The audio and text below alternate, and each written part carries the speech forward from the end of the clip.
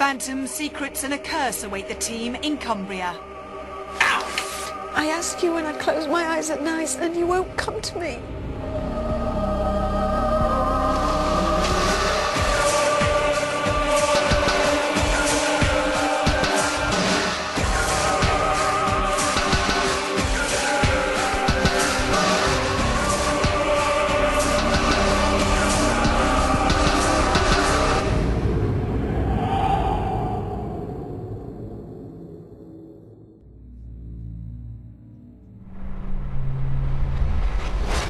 Hello, I'm Yvette Fielding, and this week I brought my team to Cumbria and to the extremely haunted Brougham Hall.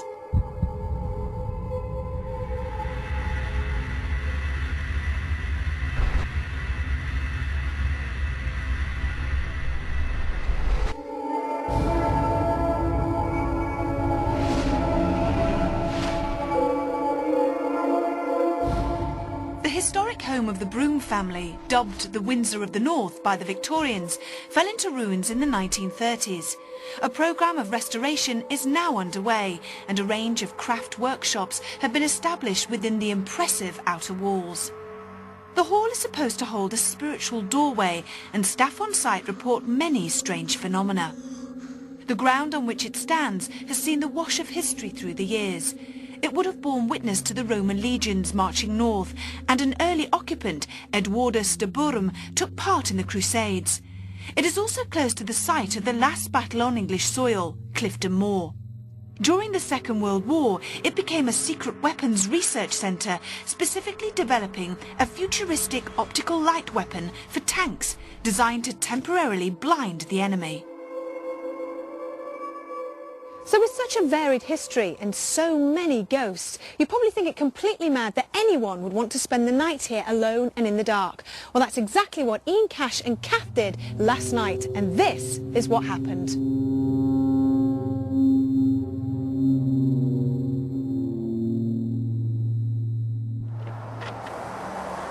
I feel real scared going in here. Why? You wash your white feet.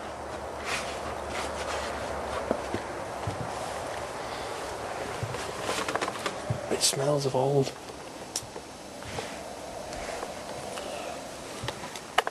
Right, I'm just going to shut the door.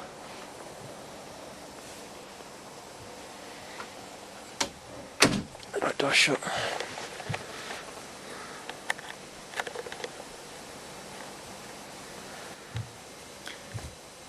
Shh. What? Shh. Right, you that wasn't you making those two knocks then? No, was it a heck? Hello? If there's anybody there, can you tap?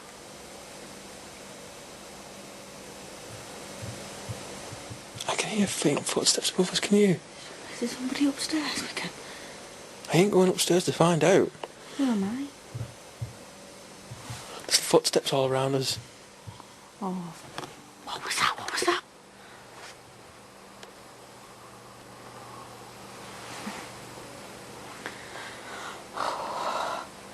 Right. That was like a laugh. That's where I'm going. Come on.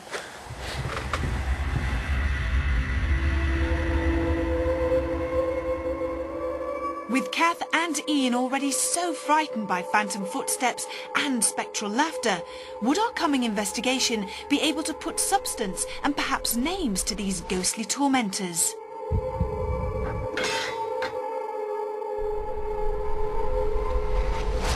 There was a rather gruesome discovery during restoration work here at the Hall. In 1980, a skull, believed to be either that of Edwardus, brought back from the Crusades, or the victim of a ceremonial sacrifice, was found. Some believe the skull to be cursed and should never be moved from its resting place. The legend has it that it was once removed, and according to a previous inhabitant, from that time onward, the hall suffered the most awful torments, disturbances and hauntings. The skull was quickly replaced in the wall it was found. All that remains is a poem that is said to be the foundation of the curse. Unknown soldier from a sunlit shore, who paid the price in an unknown war, for an unknown god in an unknown time, may peace eternal now be thine. Pray lie within this ancient wall, and guard that it should never fall.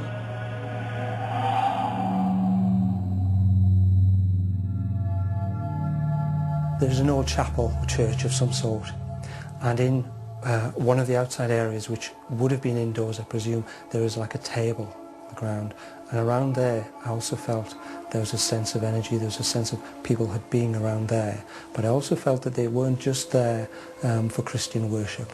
I felt that there was some sort of ritualistic element to it. There are active spirits here, there are spirit people here. There's a wall that surrounds the building, and I felt very strong that someone went over the wall. I didn't feel that this person was angry, I didn't feel there was a sense of, you know, there had been a fight or something. I just feel a real sense of heartbreak that they just couldn't see a way out and they threw themselves off that wall.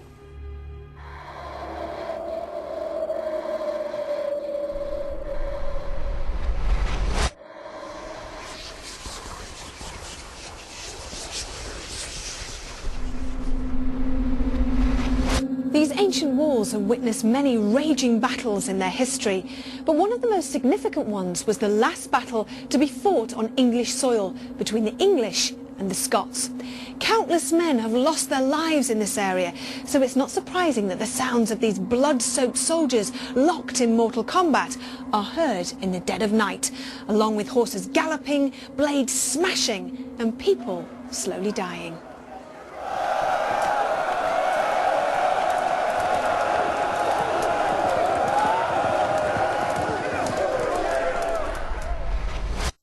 There is a diverse catalogue of events that make this part of the building a very scary place to be.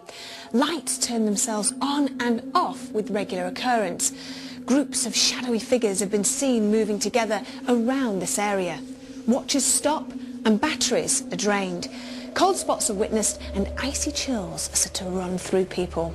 And with the spirit of a doctor that also haunts this room, no wonder people feel uneasy and oppressed when they stay here.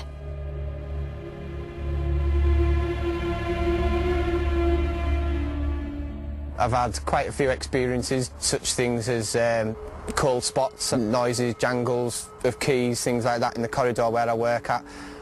One night we experienced a shadow walk past the shop. We went out and, you know, it appeared to sort of like just turn down the corridor where we were, and there was nothing there when we got to it or anything like that, but it was quite freaky at the time. It was a really good experience. I feel that the most haunted crew tonight will pick up something from the area where the stone table is. As you're around that table, I feel that you will experience the energy, and I feel you will hear something. I feel you will hear a woman cry. With those predictions ringing in my ears, I joined Kieran in the Reiki treatment room and asked what his misgivings might be for the coming investigation.